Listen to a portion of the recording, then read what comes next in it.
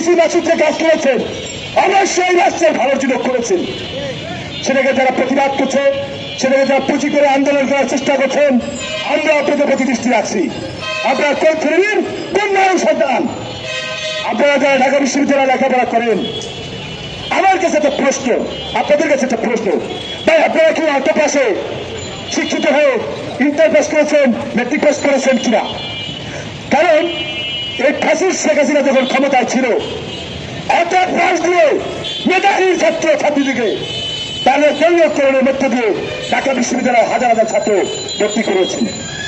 এই সমস্ত ছাত্রলীগের ছাত্র বৃত্তপণ্য যারা আছে, তারা এখন ছাত্র শিবিরের কাঁধে 17 বছর ভর করেছে। তারা এখন ছাত্র শিবির যদি থাকে 5 জন, সেখানে 40 জনের মধ্যে থাকে ছাত্রলীগের গুন্ডা বাহিনী। এটা দিয়ে কিন্তু গণতন্ত্র নস্যাৎ করা যাবে না।